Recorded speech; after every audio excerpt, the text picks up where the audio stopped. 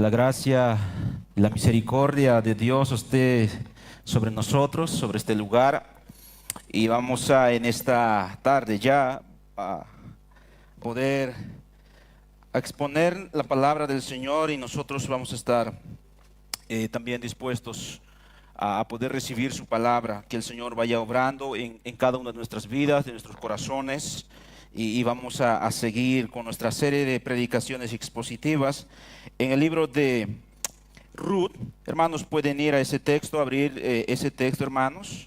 El libro de Ruth, capítulo 4, es lo que nos compete en esta ocasión.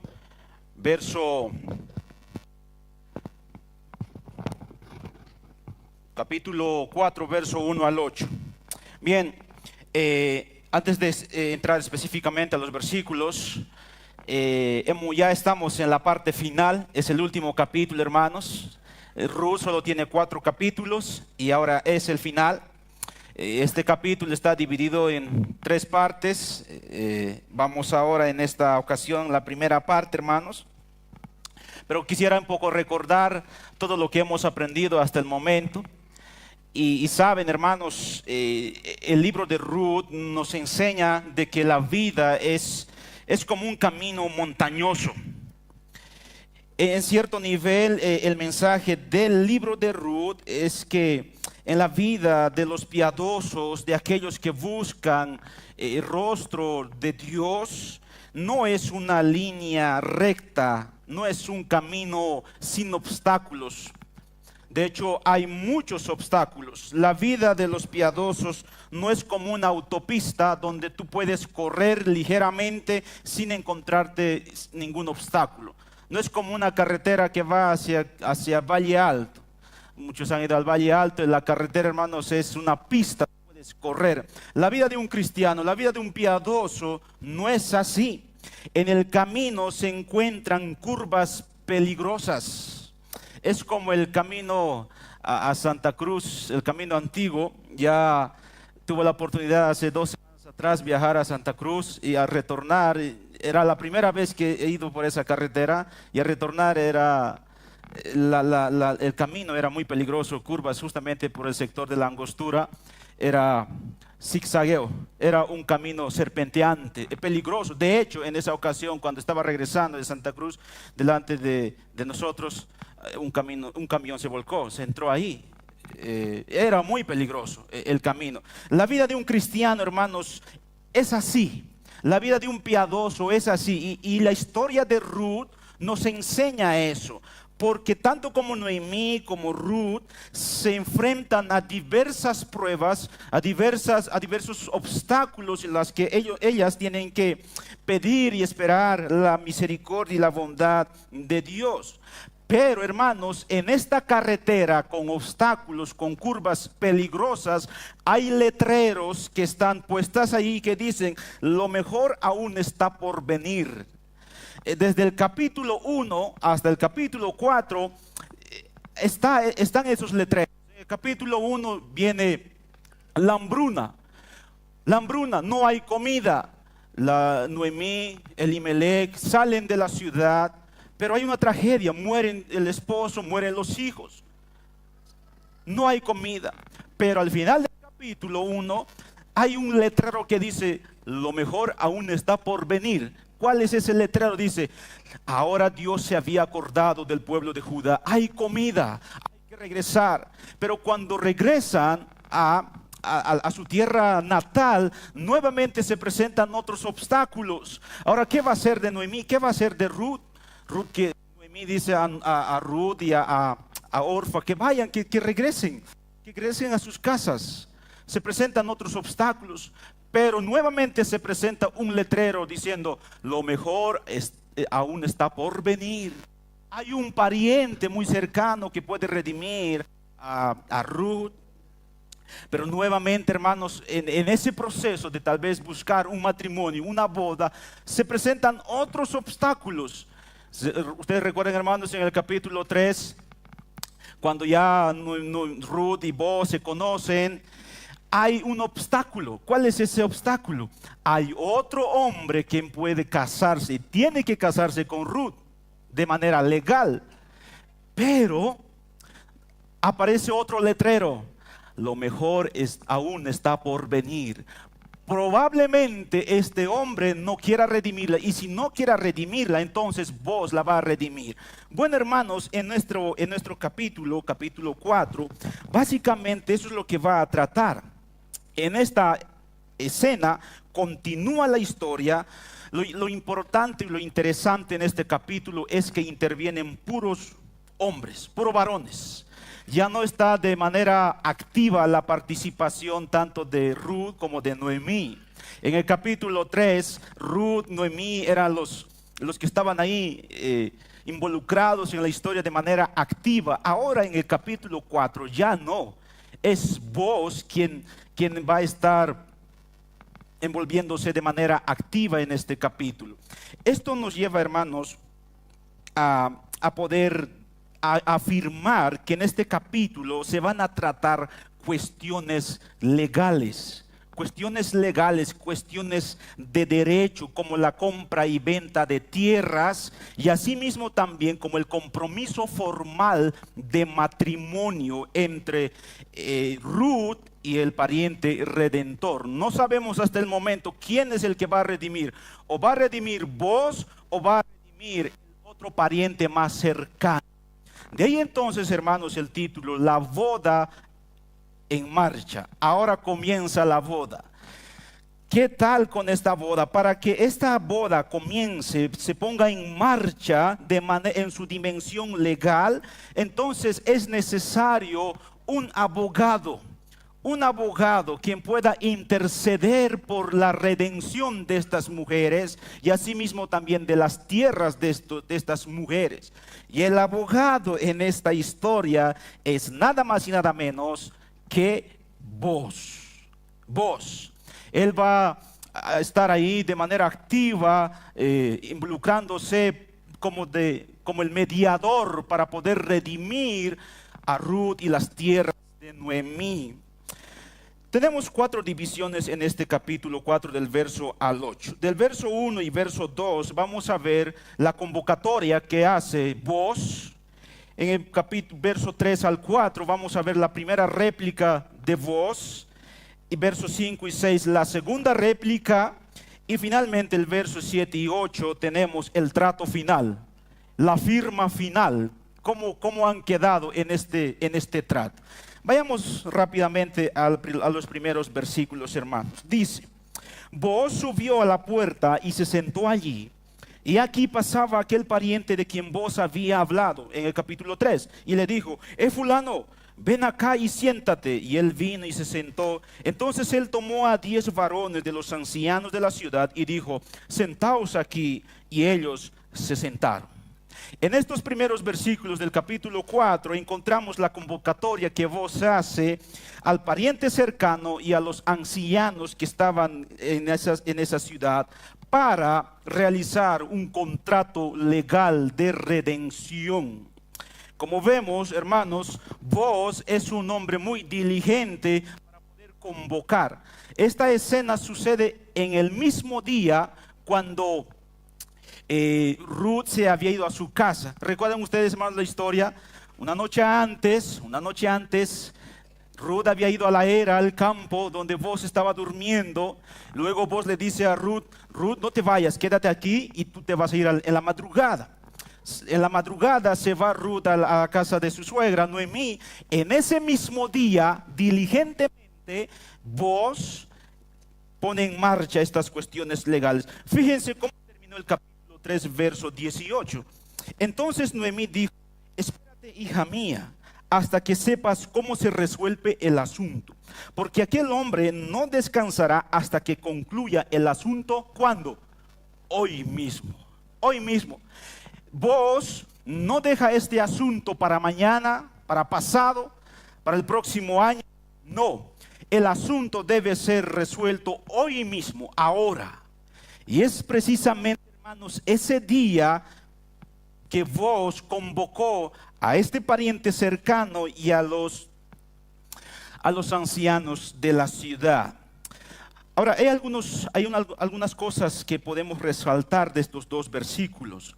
Es que Booz sube a un lugar muy particular y se subió a la puerta y se sentó allí, en la puerta. ¿A qué puerta? Cuando se habla, hermanos, de la puerta en este verso, se refiere, hermanos, a una de las puertas principales que era el acceso a la ciudad.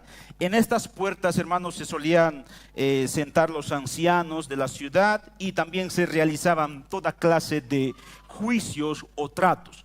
Era en las puertas principales de la ciudad donde se realizaban juicios y tratos, contratos legales. Por ejemplo, en Deuteronomio capítulo 25, verso 7, habla de estos juicios. Dice, y si el hombre no quisiere tomar a su cuñada, irá entonces su cuñada a la puerta principal de la ciudad, a los ancianos, y dirá, mi cuñado no quiere suscitar nombre en Israel a su hermano, no quiere emparentar conmigo.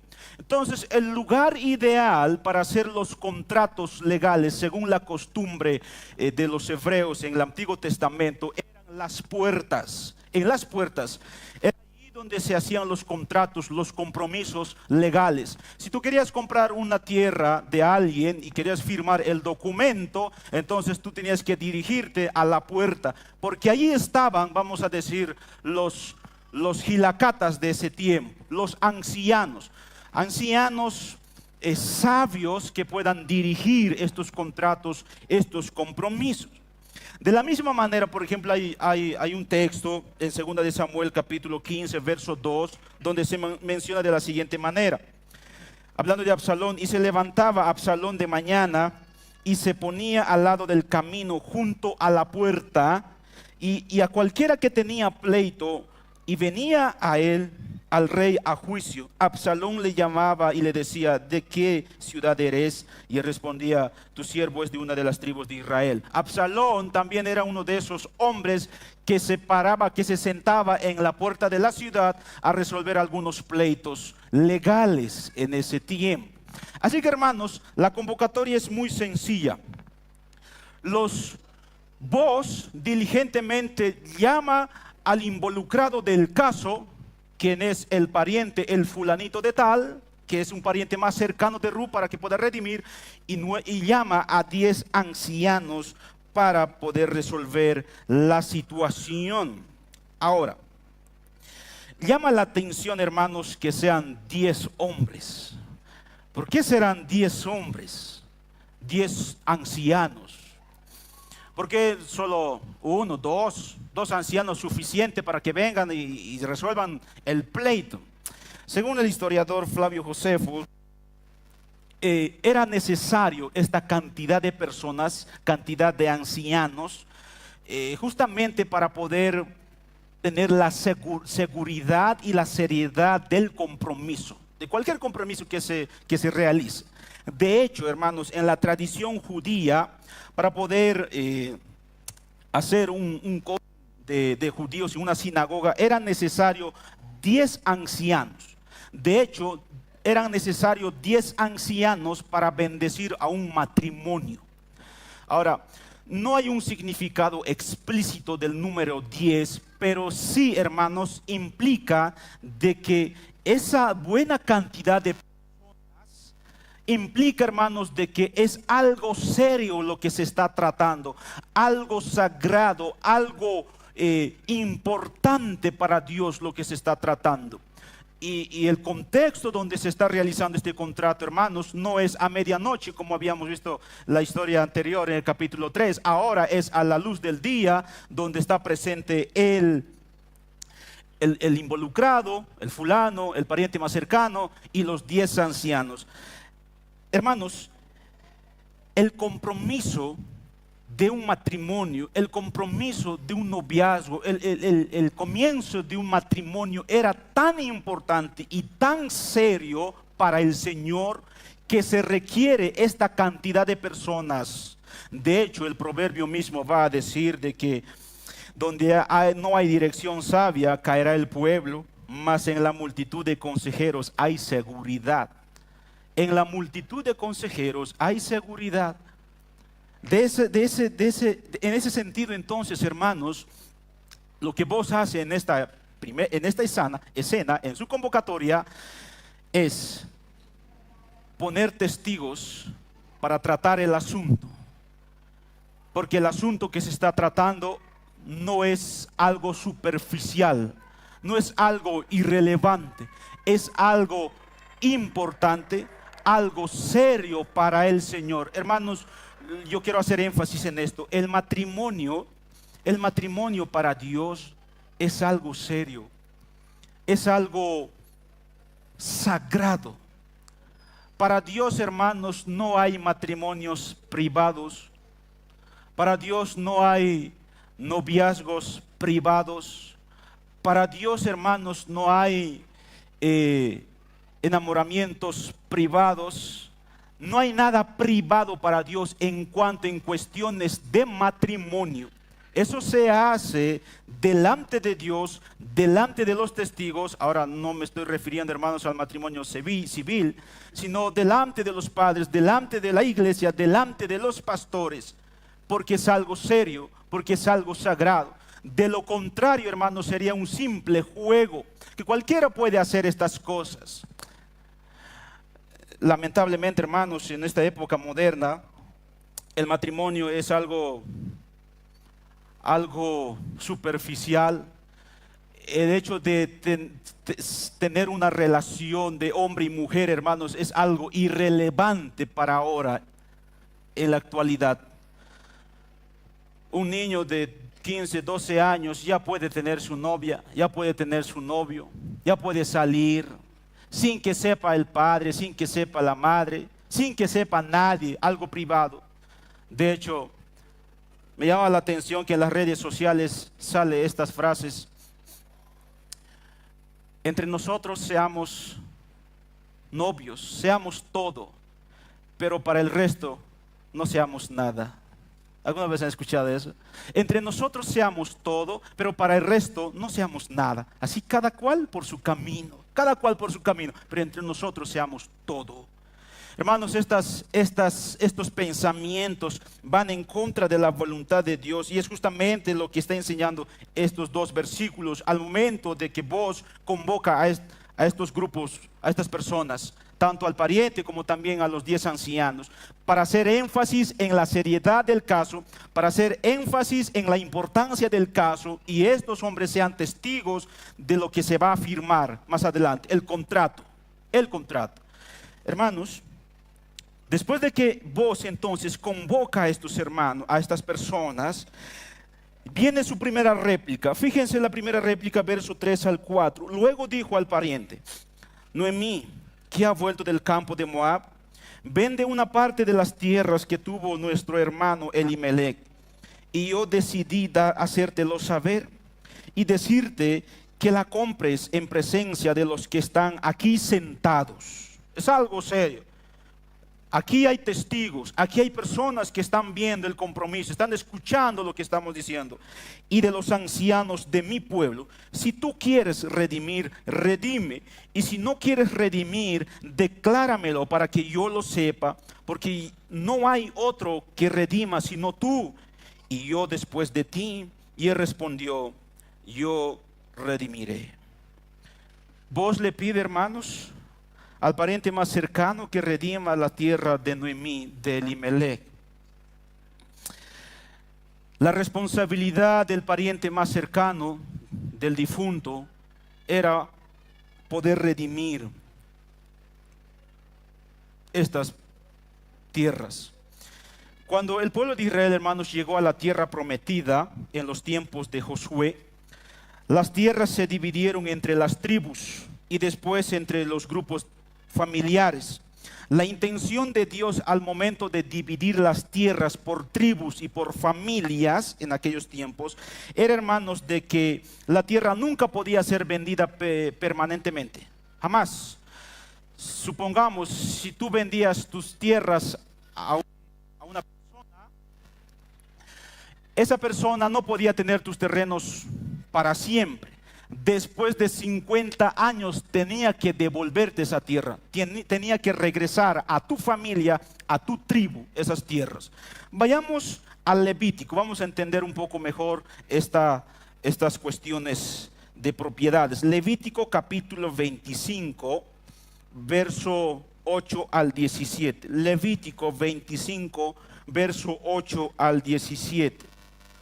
Fíjense. Dice, y contarás 7 semanas de años, 7 veces 7 años. De modo que los días de las 7 semanas de años vendrán a hacerte 49 años. Entonces harás tocar fuertemente la trompeta en el mes séptimo a los 10 días del mes. El día de la expiación haréis tocar la trompeta por toda vuestra tierra y santificaréis el año 50.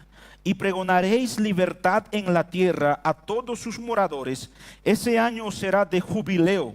Y volveréis cada uno a vuestra posesión y cada cual volverá a su familia. El año 50 os será jubileo. No sembraréis ni segaréis lo que naciere de suyo en la tierra, ni vendimiaréis sus viñedos, porque es jubileo. Santo será a vosotros, el producto de la tierra comeréis. En este año de jubileo volveréis cada uno a vuestra posesión, y cuando vendiereis algo a vuestro prójimo o comprareis de mano de vuestro prójimo, no engañe ninguno a su hermano. Conforme al número de los años después del jubileo comprarás de tu prójimo. Conforme al número de los años de los frutos te venderá él a ti. Hermanos, lo que está diciendo el Levítico, hermanos, es que si tú vendías, nuevamente, tú vendías una propiedad, un terreno, un lotecito a esa persona no podía tenerlo en sus manos eternamente y para siempre. Después de 50 años, en el año jubileo, tenía que regresar a tus manos tus tierras. Eso parece algo bueno, ¿no? Es como si tú me vendieras tu camión. Yo te compro tu camión, pero ese camión no va a estar en mi nombre eternamente para siempre. Después de 50 años va a volver a tus manos, va a regresar a tus manos. Parece algo interesante. Pero la gente, hermanos, pero esperar 50 años era mucho tiempo. De pronto, hasta que pasen 50 años yo ya voy a morir. No voy a poder cómo regresar estas propiedades. Era mucho 50 años. Por lo que Dios, hermanos, hizo provisión para la tierra que se vendía.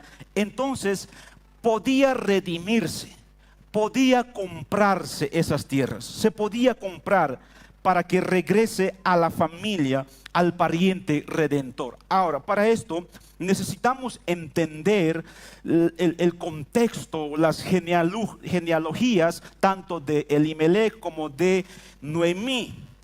Los que están en juego ahorita son las tierras de Noemí. Fíjense, Elimelech se casó con Noemí. Elimelech era de la tribu de Judá, Noemí era de la tribu de Benjamín. Distintas tribus. Al momento de casarse Elimelech con Noemí, las propiedades pasan al nombre de Noemí, y cuando fallece Elimelech, entonces las tierras están en la mano de Noemí, en la tribu de Benjamín. Entonces, según el Levítico, según las reglas, los mandamientos del Señor en cuanto a estas propiedades, legalmente estas tierras tienen que regresar a la tribu de Judá, a la tribu de Judá. Entonces vos es pariente de Elimelech, pero hay otro pariente más cercano a Elimelech, el fulanito de tal. Ese es el que tiene el derecho legal de comprar estas tierras.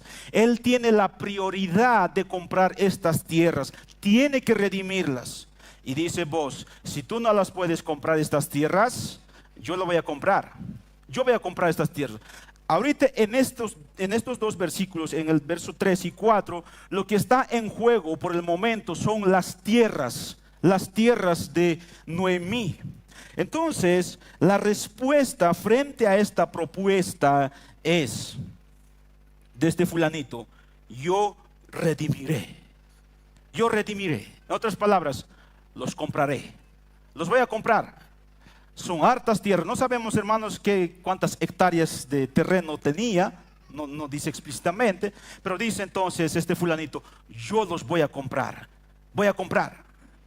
Ahora, yo por un momento pensaba y decía, ok, ya tomó la decisión de comprar, va a redimir.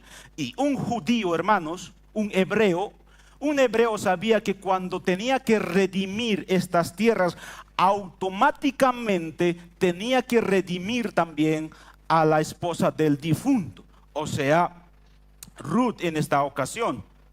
Entonces, cuando dice este hombre, lo voy a redimir, simplemente yo me imagino qué habrá pasado por la mente de vos, qué habrá pasado por el corazón de vos, qué habrá sentido en ese momento. Y hasta ahora sí, ya le he perdido a mi princesa. Este fulanito va a redimirla. Él le va a comprar las tierras y se va a casar con Ruth. Ya, aquí terminó la historia. Hermanos, la respuesta de este fulano es como ese obstáculo en el camino, es como esa curva en el camino que se presenta. Pero nuevamente hay un letrero que dice: lo mejor está por venir. Lo mejor está por venir. Y vos no se da por vencido. Le recuerda a este fulano, este pariente más cercano, la realidad de esta redención, el paquete completo de esta redención. Y esto me lleva, hermanos, al tercer punto. La segunda réplica de vos dice: entonces replicó vos, el mismo día que compres las tierras de mano de Noemí, debes también tomar a Ruth la moabita, mujer del difunto, para que restaures el nombre del muerto sobre su posición. Y respondió el pariente: no puedo redimir para mí, no sea que dañe mi heredad. Redime tú usando de mi derecho, porque yo no podré redimir. El alivio de vos. En el verso 4 pareciera, hermanos, que nuestra hermosa historia de amor se estuviese terminando. No, ¿cómo es posible? Si vos estaba ahí tan emocionado. En el capítulo 3, hermanos, estábamos tan emocionados del compromiso, como Ruth fue ante vos: extiende tu capa sobre mí, cásate conmigo. Y vos dices: ok, vamos a hacer esto, pero vamos a hacer conforme a la voluntad del Señor. Te voy a dar estas cosas y vamos a hacer esto así, conforme a la voluntad del Señor. Se va y dice: otro hombre viene, yo voy a redimirla. Yo lo voy a redimir a Ruth. Nuevamente, hermanos, viene ese letrero: lo mejor está por venir. Este hombre, hermanos, le dio la sorpresa a este pariente más cercano de que no solamente se trataba de las tierras de Noemí, no solamente se trata de las tierras, sino también se trata de la vida de Ruth. También se trata de las personas. Ahora, probablemente para poder redimir las tierras de Noemí, obviamente el pariente más cercano tenía que casarse con Noemí. Pero ya que Noemí era una mujer ya muy avanzada de edad, una mujer muy anciana, probablemente no podía tener más hijos más adelante. Entonces la propuesta es que se case con Ruth, que se case con Ruth. Dice: debes tomar también a Ruth. Debes tomar a Ruth la moabita, mujer del difunto, para que restaures el nombre del muerto sobre su posesión. Vos le explica lo que todo el mundo ya sabía en su momento, que esto era todo un paquete completo.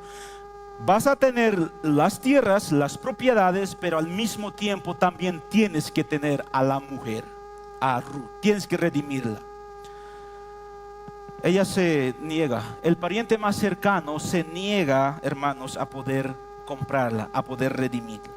El pariente más cercano declina su derecho de redimir la propiedad y la posteridad de Elimelech. Hermanos,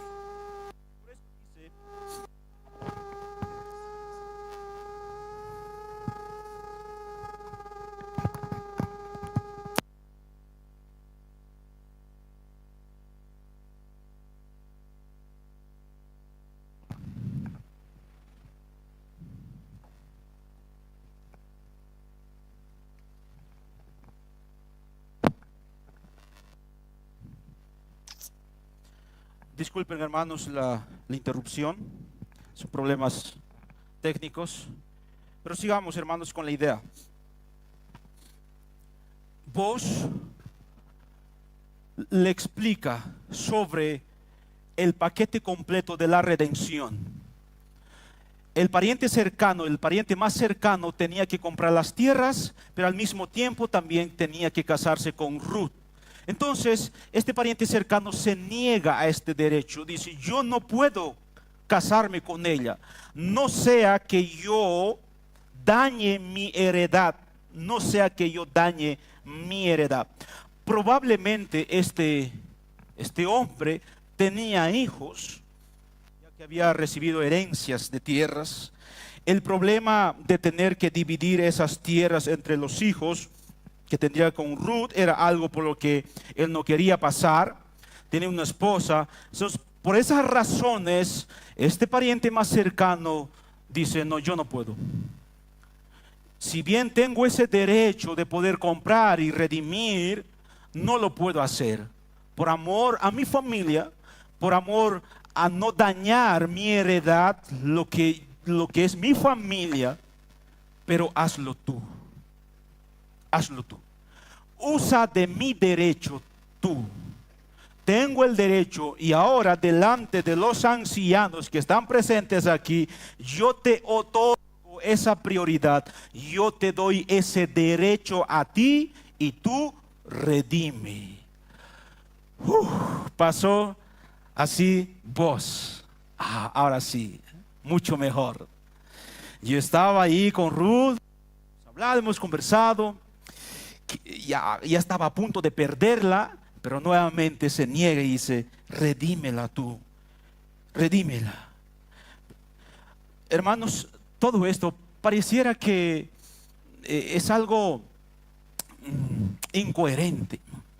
¿Cómo es posible que vos que ha sido flechado, vamos a decir, por Ruth, cómo es posible que él pueda ir allá ante los ancianos a tratar estas cuestiones legales, aunque probablemente estaba ahí enamorado de Ruth? ¿Cómo es posible que él vaya a entregar a otro? Más bien debería él hacer todo lo posible para quedarse con ella, para que se case con ella. Pero simplemente, hermanos, vos estaba haciendo caso a la palabra del Señor. Simplemente estaba haciendo lo que Dios había dicho en su palabra en cuanto a la redención, en cuanto al matrimonio, en cuanto al noviazgo. Y ese es el corazón de vos. Aunque para muchas personas puede parecer que este hombre sea un hombre tonto, pero él simplemente busca la voluntad de Dios. Busca hacer lo que le agrada a Dios, más allá de sus sentimientos, más allá de sus intereses. Vos quería casarse con Ruth, tenía pensamientos para casarse. Pero por encima de sus pensamientos, por encima de sus sentimientos, estaba primando la palabra de Dios, la voluntad de Dios, lo que Dios había dicho en el Antiguo Testamento, más atrás en Levítico, en cuanto a la redención. Por eso vos cede en primer lugar al pariente más cercano. Tú redime. Obviamente vos estaba confiado en la bondad de Dios, estaba confiado, hermanos, en el control, en la soberanía de Dios, de que Dios sí lo estaba controlando todo. Si era la voluntad de Dios casarse con Ruth, pues amén. Y si no iba a ser la voluntad del Señor, también amén. Parece algo arriesgado al principio lo que hace vos, porque va ante el pariente y le dice, cásate tú, cásate.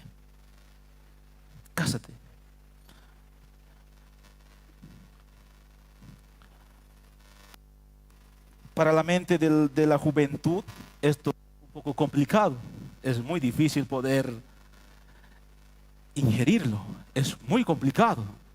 Un joven que está enamorado de una persona, una señorita, y que hay otro hombre allí y que le dice, oye, tú normal casate con esa persona, es mejor. Es muy poco probable que suceda eso, pero sucede siempre y cuando estemos en la voluntad del Señor y nuestro anhelo sea el querer hacer la voluntad del Señor. Habiendo entonces replicado de estas formas, se llega, hermanos, a un acuerdo, se llega a un contrato final. Verso 7 y verso 8 dice: había ya desde hacía tiempo esta costumbre en Israel tocante a la redención y al contrato, que para la confirmación de cualquier negocio, el uno se quitaba el zapato y lo daba a su compañero, y esto servía de testimonio en Israel. Entonces el pariente dijo a Booz: tómalo tú, y se quitó el zapato. Se firmó el contrato según la costumbre de los israelitas en aquel tiempo. Vamos a dirigirnos por un momento a Deuteronomio capítulo 25, versos 5 al 10, donde se va a explicar también esta forma de cerrar contratos, de firmar contratos legales, en cuestiones de terreno, en cuestiones de propiedades, en cuestiones de personas, de redención. Deuteronomio capítulo 25, versos 5 al 10, dice de la siguiente manera: cuando hermanos habitaren juntos, y muriere alguno de ellos, y no tuviere hijo, la mujer del muerto no se casará fuera con hombre extraño. Su cuñado se llegará a ella, y la tomará por su mujer, y hará con ella parentesco. Y el primogénito que ella diere a luz, sucederá que en el nombre de su hermano muerto, para que el nombre de éste no sea borrado de Israel. Y si el hombre no quisiere tomar a su cuñada, irá entonces su cuñada a la puerta, a los ancianos, y dirá: mi cuñado no quiere suscitar nombre en Israel a su hermano, no quiere emparentar conmigo. Entonces los ancianos de aquella ciudad lo harán venir y hablarán con él. Y si él se levantare y dijere: no quiero tomarla, se acercará entonces su cuñada a él delante de los ancianos, y le quitará el calzado del pie, y le escupirá en el rostro, y hablará y dirá: así será hecho al varón que no quiere edificar la casa de su hermano. Y se le dará este nombre en Israel: la casa del descalzado. En la tradición hebrea, en aquel tiempo, cuando el cuñado, no del difunto, no quería casarse con la viuda, entonces la viuda tenía que ir a la puerta. Era la viuda la responsable, que tenía que ir a la puerta donde estaban los ancianos para poder informar el caso. Mi cuñado no quiere casarse conmigo. ¿Qué hacían los ancianos? Los ancianos iban a este fulano de tal, a este cuñado, lo traían a este lugar y le decían: ¿por qué no quieres casarte? Empieza el juicio. No quiere casarse, se niega a casarse. Entonces la viuda le sacaba el calzado, le quitaba el zapato y lo escupía. Y así se firmaba el contrato en aquel tiempo. Algo similar está sucediendo en nuestra historia, capítulo 4. El fulano, el pariente más cercano, no quiere casarse, se niega de su derecho, no quiere hacerlo. Para firmar el contrato, entonces los ancianos dicen: tienes que sacarte el calzado y darle el derecho a vos. ¿Y qué hace entonces este pariente más cercano? Se quita el calzado. Y así se firma el contrato. En otras palabras, el pariente más cercano le dice a vos: la tierra es tuya, vos, para que la redimas, porque tú también estás dispuesto a redimir la posteridad de Elimelech. Tomando a Ruth, tómala como esposa, algo que yo no estoy dispuesto a hacer. Es tuya. Compra todos esos terrenos, y también cásate con Ruth. Cásate con ella. Y vamos a firmar el contrato. Y se firmó el contrato al sacarse el calzado de los pies, y se firmó el contrato. Entonces, hermanos, ahí viene el proceso más adelante. ¿Cómo ahora es el matrimonio? Las cuestiones legales ahora han sido resueltas. Ya no tiene nadie en camino vos. El único que estaba ahí obstaculizando su boda, su majestuosa boda, era el pariente cercano. Ahora, al ser solucionado en esta dimensión legal, queda libre el camino. Queda libre el camino. Ahora sí, puedo casarme con Ruth. Ya ha sido firmado el contrato.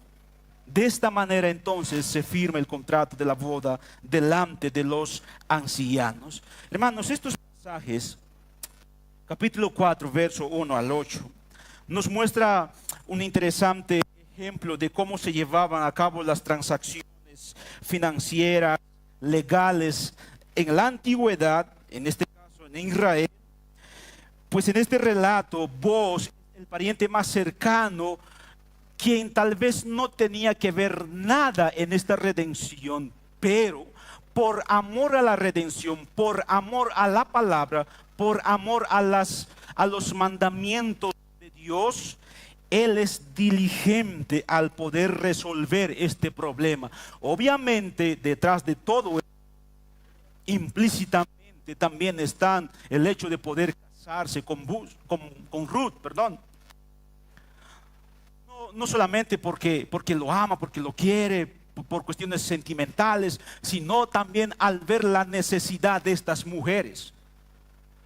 Noemí y Ruth estaban pasando por fuertes pruebas, fuertes necesidades, no tenían comida.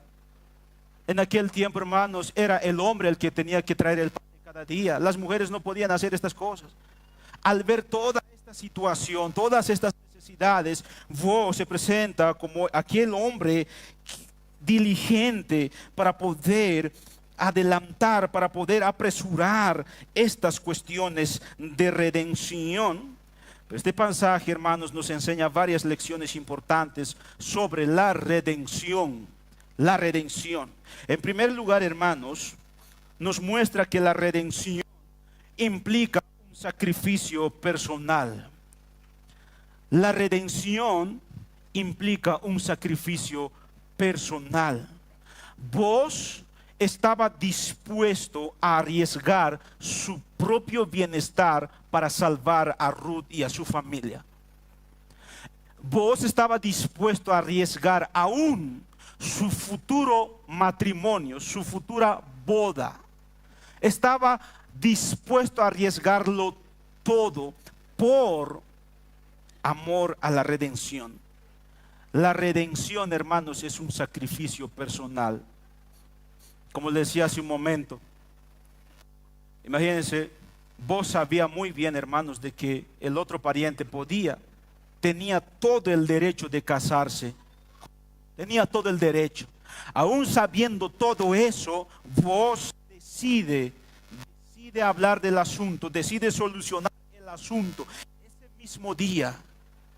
Ese mismo día, no le importó su condición personal, no le importó. Si se iba a quedar solo toda la vida, pues él estaba dispuesto. Por eso, hermanos, la redención implica un sacrificio personal. ¿Eso qué nos enseña? ¿Qué nos recuerda?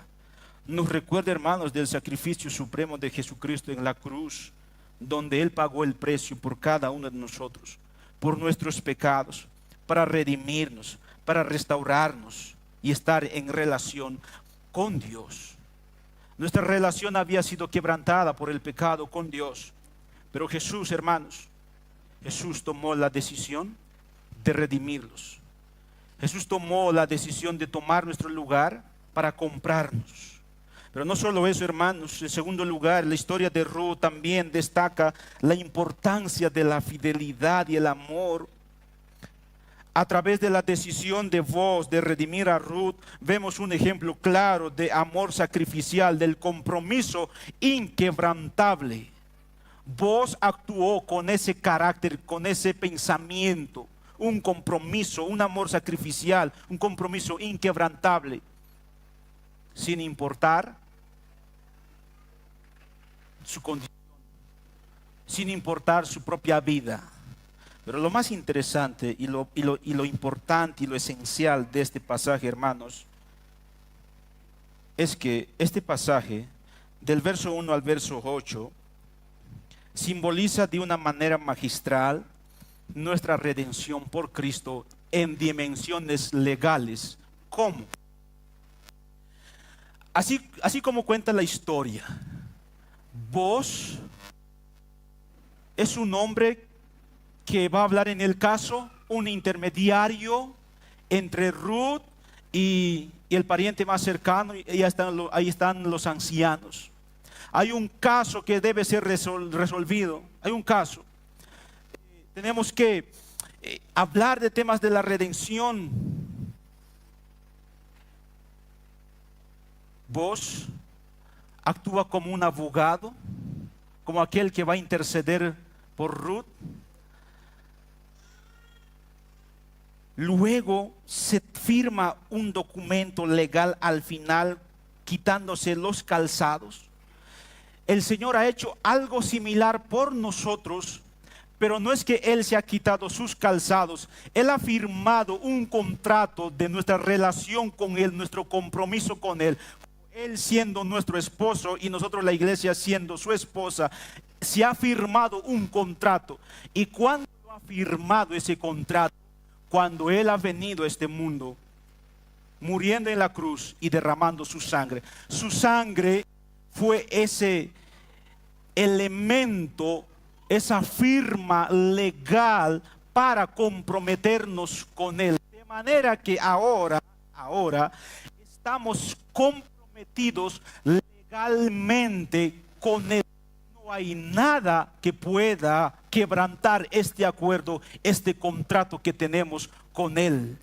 Básicamente, hermanos, y en esencia, lo que simboliza este pasaje es ese contrato y ese compromiso que el Señor ha hecho con su pueblo, con su iglesia, con su esposa, que somos nosotros. Si Él ha hecho eso con nosotros, hermanos, entonces nosotros estamos seguros en Él. Entonces yo estoy seguro y confiado que un día estaré con Él. Un día llegaré a la boda y estaré en la boda con Él. Llegará a la boda, las bodas del Cordero en su segunda venida. Llegará el momento. Estoy confiado en esa promesa. Estoy seguro en lo que sucederá más adelante. Esa es la enseñanza más esencial, hermanos, de este pasaje. Si es, hermanos, si se trata de cuestiones legales, de tierras de la redención, está en juego la boda de Boaz con Ruth. Ahora que se ha firmado el documento, vendrán los preparativos y vendrá la boda. ¿Cómo será? En los versículos aprenderemos sobre esta. Más allá de esto, hermanos, yo quiero que recordemos a través de esta historia nuestro compromiso con Cristo y nuestro compromiso con la iglesia. Al momento de yo comprometerme con Cristo, al mismo tiempo yo también como cristiano me comprometo con la iglesia, con los míos, con los santos. Y que el Señor, hermanos, nos ayude a poder mantener firme este compromiso que el Señor ha hecho con nosotros. Ni siquiera somos nosotros los que han tomado la iniciativa, sino es Él quien ha tomado la iniciativa por nosotros, para redimirnos, para comprarnos, para comprometerse con nosotros, Él mismo. Ahora, no solamente en el pasado, sino también ahora en la actualidad, Él lo hace y cumple con ese trabajo, hermanos. Qué glorioso saber que Él ha sido nuestro intercesor, nuestro abogado, así como vos lo fue de Ruth, Cristo lo fue por nosotros. Antes, ahora lo es, Él intercede por nosotros y ahora estamos bajo las alas de nuestro soberano Señor, de nuestro Dios bendito. ¿Y quién, hermanos, nos podrá separar de Él? ¿Quién podrá separarnos de Él? Nada, nada. Ya ha sido firmado el contrato. Nadie puede separarnos. Pablo lo dice de una manera muy clara, hermanos, en Romanos. Ni la muerte, ni el Hades, ni alguna cosa creada sobre la faz de la tierra puede separarnos de Él, porque Él se ha comprometido con nosotros y se ha firmado el documento La firma de Cristo, hermanos, fue su sangre derramada en la cruz por nosotros. Y de esa manera, hermanos, ahora estamos en Él, vivimos en Él y Él vive en nosotros. Y así como dice Pablo, hermanos, ahora lo que vivimos, lo vivimos en Él, para su gloria. Que el Señor, hermanos, pueda bendecir su palabra y que también a nosotros nos pueda hacer vivir conforme a estas verdades que encontramos en su palabra.